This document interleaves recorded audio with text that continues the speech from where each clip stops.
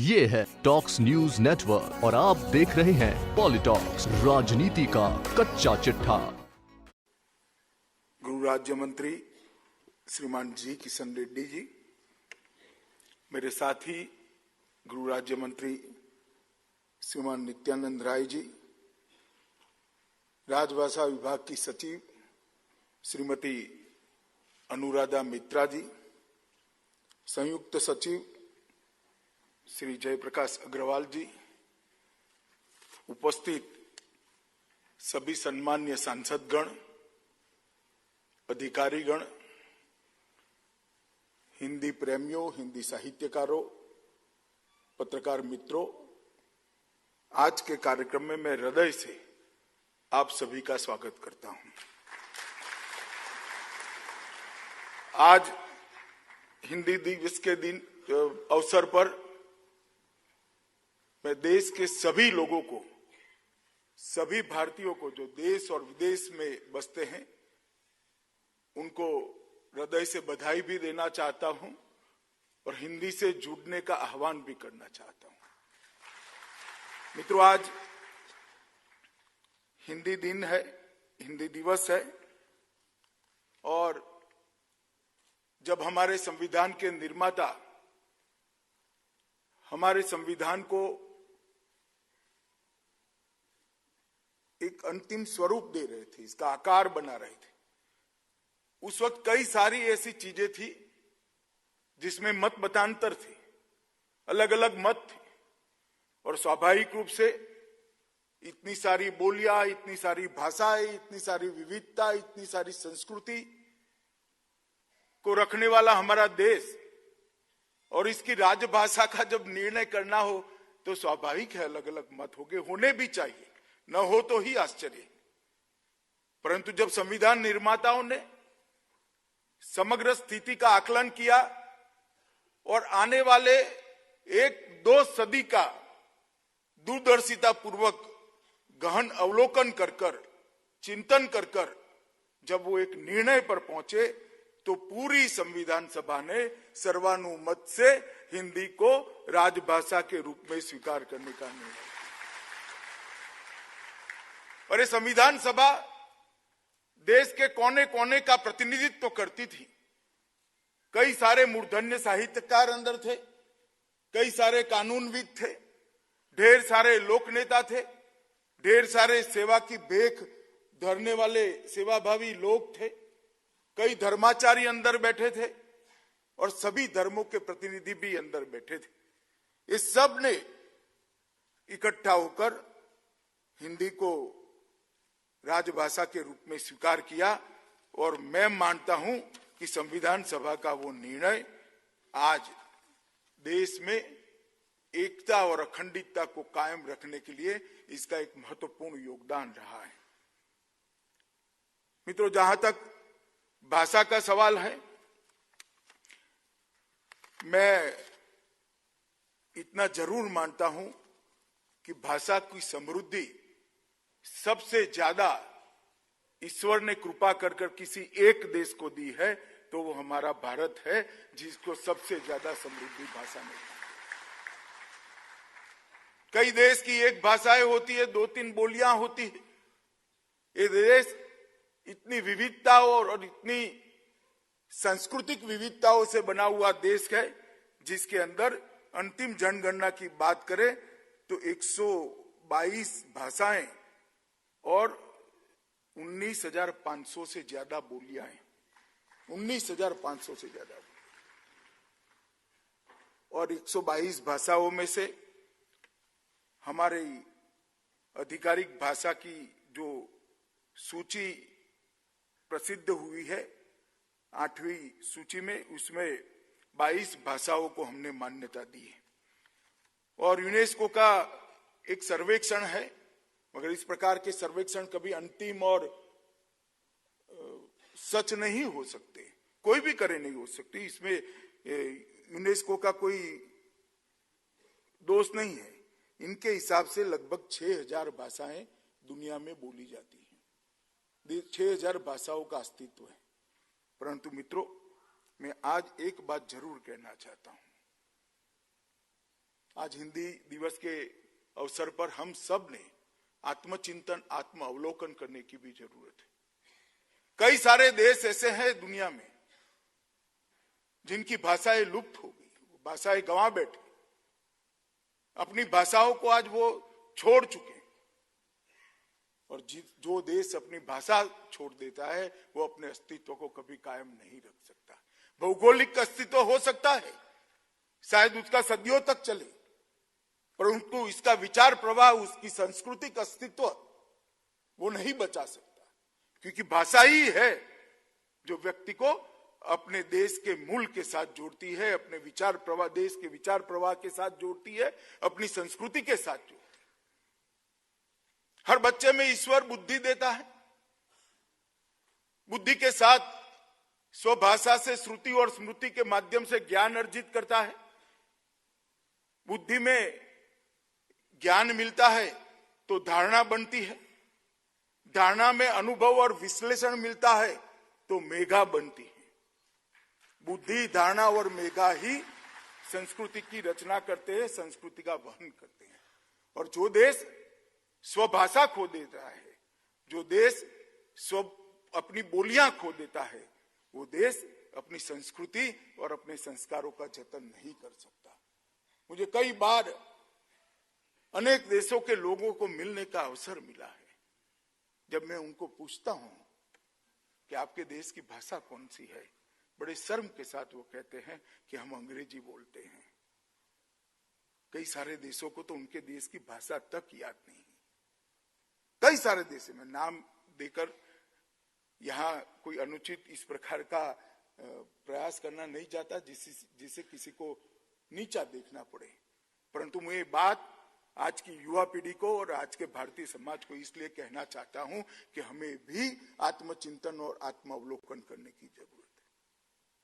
अगर हम हमारी भाषा खो बैठते हैं, हमारी बोलियां खो बैठते हैं, तो हमारे विचार प्रवाह के साथ हम कटाव कर लेंगे, हमारी संस्कृति के साथ हम कटाव कर लेंगे। और मैं दावे के साथ कह सकता हूं, दुनिया की कोई भी भाषा ला लीजिए और भारत की कोई भी भाषा को उठा लीजिए, सबसे समृद्ध भाषाएं किसी देश में है तो मेरे भारत की भाषाएं सबसे समृद्ध। हमारी भाषाओं में जो समृद्धि है, जो भाव है, जो विराट शब्दकोश है, वो शायद ही किसी देश की, किसी दुनिया की भाषा के पास हो। क्योंकि सबसे पुराना, चिरातन 10,000 साल का एक सांस्कृतिक प्रवाह में से शब्द उभरे हैं। हमारा शब्दकोश 10,000 साल पुराने सांस्कृतिक प्रवाह से बना है। मैं एक ही उदाहरण देना चाहता हूं, अंग्रेजी के साथ जोड़कर। पिता के भाई को अंग्रेजी में अंकल कहते हैं, मौसा को भी अंकल कहते हैं, फूफा को भी अंकल कहते हैं। 18 ऐसी पहचान है जिसको अंकल के अलावे कोई शब्द नहीं मिलता। और हमारे यहां 18 के 18 रिश्तों को अलग अलग प्रकार से व्याख्यायित करने की सुविधा है। वह मां और बच्चे के हेत को भी वो लव कहते हैं, भाई और बहन के प्यार को भी वो लव कहते हैं, पति पत्नी के रिश्ते को भी लव से ही व्याख्यायित करते हैं, देशभक्ति को, देश और नागरिक के रिश्ते को भी है। ये भाषा की समृद्धि का सवाल जहां तक है, मैं सिर्फ हिंदी की बात नहीं करता, देश की कोई भी भाषा उठा लीजिए, दुनिया की समृद्ध से समृद्ध भाषा के साथ इसकी तुलना कर दीजिए, हमारी भाषाओं की व्यापकता और समृद्धता दुनिया में सर्वश्रेष्ठ है। ये हमें स्वीकार करना पड़ेगा और इसके आधार पर हमें आगे बढ़ना पड़ेगा। एक लघुता ग्रंथि का भाव जो निर्मित हुआ है लंबे गुलामी के कालखंड के कारण, वो भाव को हमने छोड़ना पड़ेगा। मैं आज हिंदी दिन के अवसर पर देश भर के लोगों को आह्वान करना चाहता हूं कि कम से कम बच्चों से तो अपनी भाषा में बात करिए, अपने सहकर्मियों से तो अपनी भाषा में बात करिए। अगर हम ही हमारी भाषा का आग्रह छोड़ देंगे तो किस प्रकार से हमारी भाषाओं को लंबे समय तक ले जाएंगे। भाषाएं तभी जीवित रहती है जब भाषा जिसकी है वो उसका महत्व को जानते हैं। भाषा तभी जीवित रह सकती है जब भाषा जिसकी है वो समाज इसके शुद्धिकरण और संशोधन में उद्योगरत हो, प्रवृत्तरत हो। भाषा तभी जीवित रह सकती है जब नई पीढ़ी इस अपनी भाषा को बोलने में गौरवान्वित होती हो, गौरव का अनुभव करती हो, गौरव का एहसास करती हो। और वो तभी हो सकता है जब शिक्षा के क्षेत्र के साथ जुड़े हुए लोग हमारे विद्यार्थियों को गौरव के साथ कहे कि आप ऐसी भाषा के वाहक हो जो दुनिया में सबसे समृद्ध है। मित्रों, अनेक प्रकार की भाषा, अनेक भाषाएं, अनेक बोलियां कई लोगों को लगता है देश के लिए बोझ है। मुझे लगता है अनेक भाषाएं, अनेक बोलियां हमारी देश की सबसे बड़ी ताकत है, देश की सबसे बड़ी ताकत। परंतु जरूरत है कि देश की एक भाषा हो जिसके कारण विदेशी भाषाओं को जगह न मिले, और देश की एक भाषा हो। इसी दृष्टि को ध्यान में रखते हुए हमारे पुरखों ने, हमारे स्वतंत्र सेनानियों ने राजभाषा की कल्पना की थी और राजभाषा के रूप में हिंदी को स्वीकार किया था। और मैं मानता हूं कि हिंदी को बल देना, हिंदी को प्रचारित करना, हिंदी को प्रसारित करना, हिंदी को संशोधित करना, इसके व्याकरण का शुद्धिकरण करना, इसके साहित्य को एक नए युग के अंदर ले जाना, चाहे वो गद्य हो या पद्य हो, ये सारी हमारे दायित्व है और राष्ट्रीय दायित्व है। आजादी के समय लोकमान्य तिलक, गोपाल कृष्ण गोखले और गांधी जी और विनोबा के नेतृत्व में अगर हिंदी पर बल न दिया होता तो शायद आज हमारी भाषा गंवा बैठे। अंग्रेज जहां जहां से गए उनकी भाषा खत्म हो गई है। एक ही देश है जिसने अंग्रेज और अंग्रेजियत दोनों को परास्त करने का काम किया है, अंग्रेजी को परास्त करने, और वो हमारा देश है। और ये भाव को, ये आंदोलन को, ये स्पिरिट को हमें आगे बढ़ाना पड़ेगा। मित्रों, आज हम हिंदी भाषा को बढ़ावा देने के लिए सब एकत्रित आए हैं। मुझे राजभाषा विभाग के मंत्री रूप में थोड़ा संकोच भी होता है। कार्यक्रम का स्वरूप बड़ा भव्य दिखता है, मगर ये कार्यक्रम सभागारों का कार्यक्रम नहीं होना चाहिए, ये कार्यक्रम जनता का कार्यक्रम होना चाहिए। और मैं आप सबको आश्वासन देना चाहता हूं, विश्वास दिलाना चाहता हूं कि अगले साल हिंदी दिन का कार्यक्रम, हिंदी दिवस का कार्यक्रम सार्वजनिक कार्यक्रम होगा और इसमें पुरस्कार प्राप्त करने के लायक, इसमें पुरस्कार प्राप्त करने वालों के अलावा भी बहुत सारे लोग होंगे, ये मैं आपको आश्वासन देना चाहता हूं। हिंदी के आंदोलन को आगे बढ़ाना चाहिए, हिंदी के आंदोलन को जन जन तक पहुंचाना चाहिए, और ये मेरे विभाग का दायित्व है, राजभाषा विभाग का दायित्व है। अगले साल हम इसको जरूर याद कर राजधानी के बाहर भी ले जाएंगे, सार्वजनिक भी करेंगे, और एक दिन की जगह पूरा सप्ताह मनाकर अनेक विविध कार्यक्रमों के अंदर हम हिंदी को आगे बढ़ाने का काम करेंगे। हिंदी के महत्व को हमें पहचानना चाहिए, हिंदी के महत्व को हमें स्वीकारना चाहिए। अगर आजादी के आंदोलन में से हिंदी को निकाल देते हैं तो आंदोलन की आत्मा ही खत्म हो जाती है। क्योंकि कांग्रेस के नेतृत्व में आंदोलन चलता था, कांग्रेस के अधिवेशन देश भर के हर एक प्रांत में अलग अलग जगह होते थे, हर एक प्रांत की भाषा और बोलियां अलग होती थी, जनता जुड़ती थी, जनता को संदेश पहुंचाने होते थे, और कांग्रेस अधिवेशनों ने हिंदी को बड़ी ताकत दी। उस वक्त के हमारे आजादी के आंदोलन के सेनानियों ने हिंदी को बड़ी ताकत दी। आचार्य विनोबा भावे जैसा बहुश्रुत और बहु भाषाओं का विद्वान कोई और विश्व में हुआ नहीं है। शायद सबसे ज्यादा सभी भाषाओं को बोलने वाले, लिखने वाले और उसके व्याकरण पर भी अपनी हथौटी रखने वाले अगर कोई एक विद्वान थे विश्व भर में तो विनोबा भावे थे। विनोबा भावे विश्व की सभी भाषाओं का सम्मान करते थे, वो ऋग्वेद की ऋचाओं में विश्वास करते थे कि अच्छा है किसी भी दिशा से हमें प्राप्त हो और वो हमें अच्छा बनाए। भाषाओं के बारे में भी उनके यही विचार थे, मगर उन्होंने फिर भी कहा था कि मैं दुनिया की सभी भाषाओं का सम्मान करता हूं, परंतु मेरा देश हिंदी का सम्मान नहीं करे वो मैं सहन नहीं कर सकता, वो मेरे देश के लिए ठीक नहीं है। और विनोबा भावे का ये वाक्य हिंदी का महत्व समझाने के लिए पर्याप्त है। महात्मा गांधी की 150वीं जयंती आ रही है। पूज्य बापू ने कहा, राष्ट्रभाषा के बगैर राष्ट्र गूंगा है। अगर राष्ट्रभाषा को गवा देगा जिस दिन, उस दिन हमारी संस्कृति की अभिव्यक्ति दुनिया के लिए समाप्त हो जाएगी, गूंगा हो जाएगी। वो बताता है कि हमारी राजभाषा का महत्व क्या है।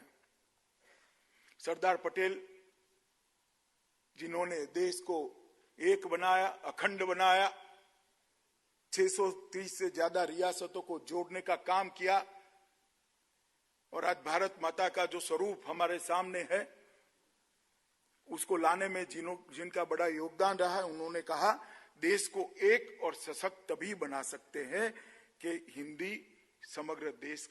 हिंदी को जब समग्र देश स्वीकार करेगा।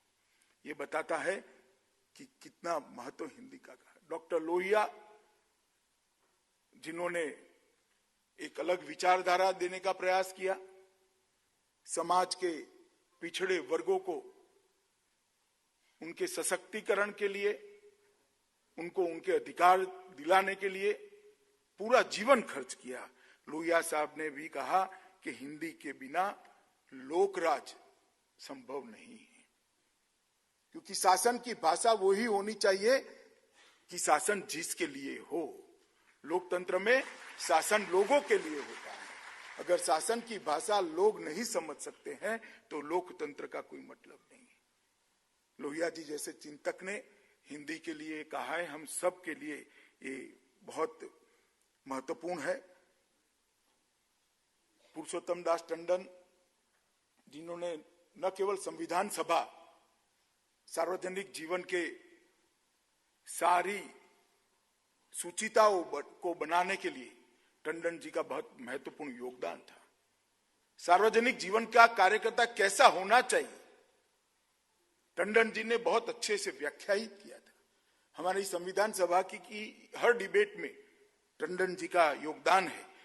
उन्होंने भी कहा कि राजभाषा ही राष्ट्र का जीवन है, राजभाषा के बगैर राष्ट्र जीवन कभी हो ही नहीं सकता। मित्रों, बहुत लंबे कालखंड तक कोई क्षोभ, कोई संकोच, कोई लघुता ग्रंथि देश के अंदर पनपती रही, बढ़ती रही, पलती रही। जब 1977 में अटल बिहारी वाजपेयी इस देश के विदेश मंत्री बने और यूएन जनरल असेंबली में उनको भाषण करने का मौका मिला, तो पहली बार भारत के विदेश मंत्री ने यूएन के अंदर हिंदी में भाषण कर वैश्विक मंच देने का काम किया। और हिंदी बोलने वालों को, हिंदी समझने वालों को, हिंदी के प्रति अपना प्रेम रखने वालों को एक लघुता ग्रंथि के बाहर निकालने का काम अटल जी ने कहा। सुषमा जी ने भी संयुक्त राष्ट्र में जब विदेश मंत्री रही, हिंदी समाचार बुलेटिन शुरू कराने का आग्रह किया और सफलता भी मिली। संयुक्त राष्ट्र को हिंदी में अपना ट्विटर अकाउंट खोलने के लिए उन्होंने मजबूर किया। उन्होंने कहा कि दुनिया के 20% लोग हिंदी बोलते हैं, हिंदी पढ़ते हैं, हिंदी जानते हैं। अगर यूएन को 20% लोगों के पास पहुंचना है तो अपना संदेश, अपनी सभी क्रियाकलाप वो हिंदी के अंदर अपने ट्विटर अकाउंट के माध्यम से रखने चाहिए। और आज हम सबको आनंद है कि यूएन ने इस बात को स्वीकारा है। मित्रों, प्रधानमंत्री जी भी विदेश में जहां जहां मूल भारतीयों को मिले, हर जगह उन्होंने हिंदी में भाषण करने का आग्रह रखा और डंके की चोट पर वैश्विक मंच पर हिंदी को पहुंचाने का काम किया।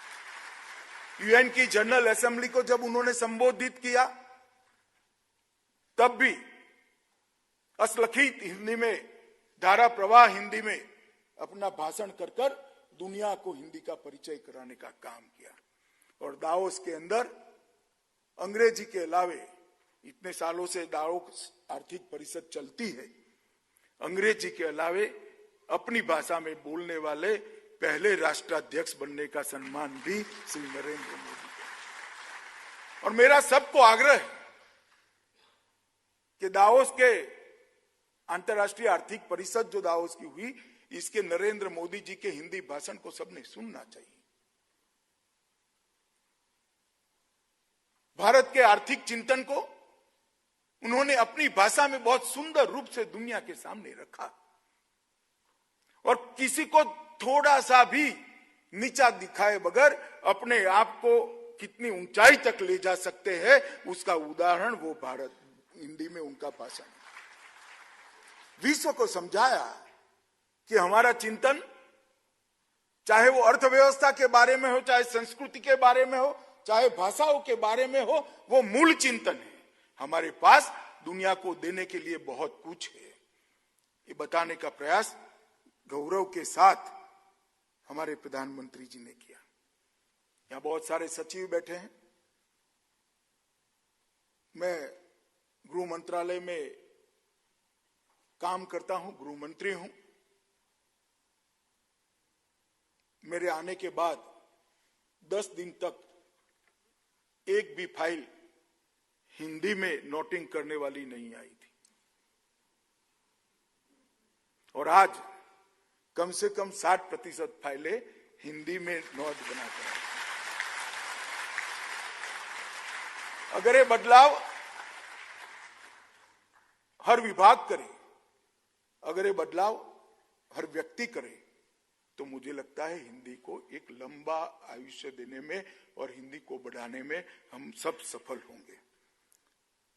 मित्रों, स्वतंत्रता संग्राम से लेकर हमारे पौराणिक दर्शन को, हमारी संस्कृति को और हमारे सांस्कृतिक प्रवाह को, हमारे इतिहास को, हमारे साहित्य को जिंदा रखने के लिए जरूरी है कि हम हमारी भाषाओं को, भारतीय भाषाओं को बल दे और एक भारतीय भाषा ऐसी बनाए जो कम से कम पूरा देश जानता हो।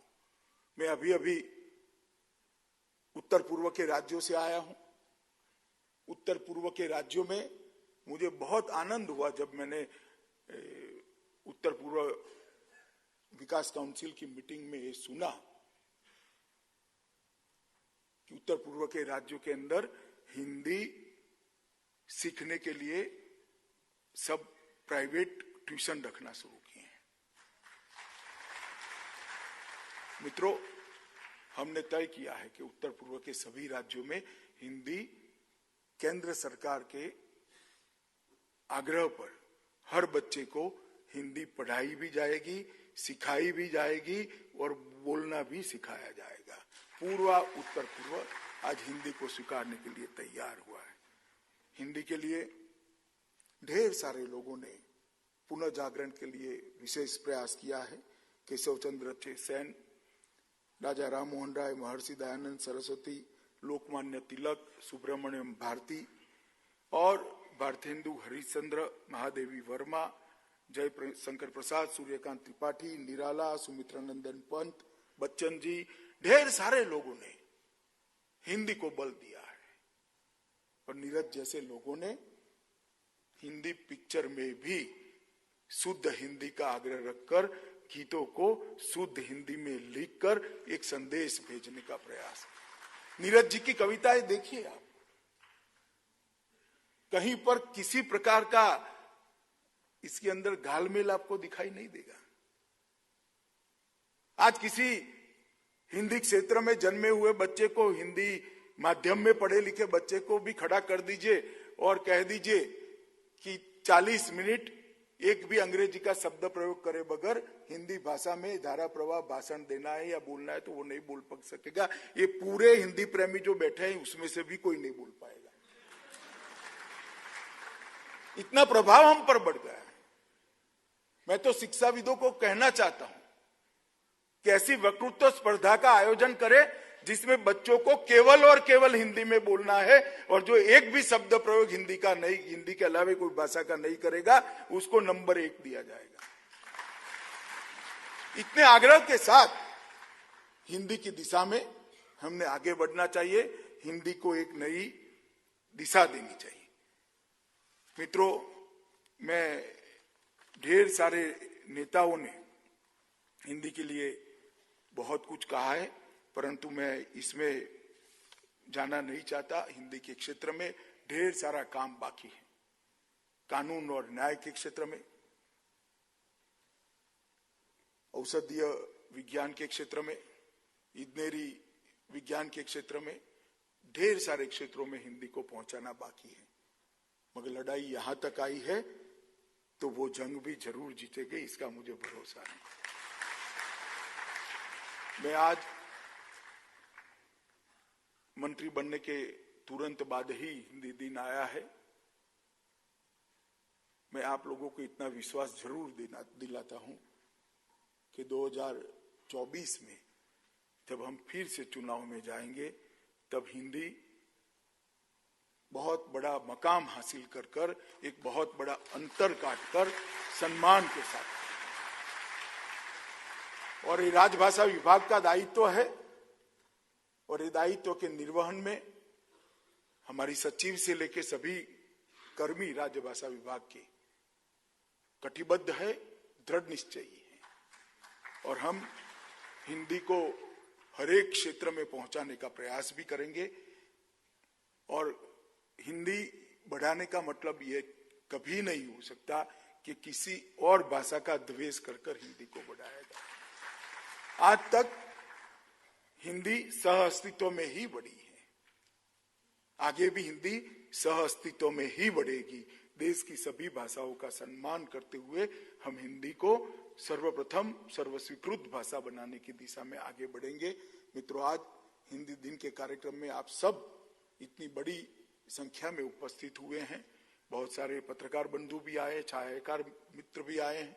मैं सभी का हृदय से धन्यवाद करता हूं, और मेरा आग्रह है जिन जिन के पास समय की उपलब्धता है, अभी एक कवि सम्मेलन है, मैं भी रहने वाला हूं पूरा समय, आप भी कवि सम्मेलन में रहिए, ऐसा मेरा आग्रह है। काफी सारे कवियों ने अपनी रचनाएं लेकर हमारे सामने आए हैं, उनकी हौसला अफजाई, उनके उत्साह को बढ़ाना भी हमारा कर्तव्य होना चाहिए, दायित्व होना चाहिए।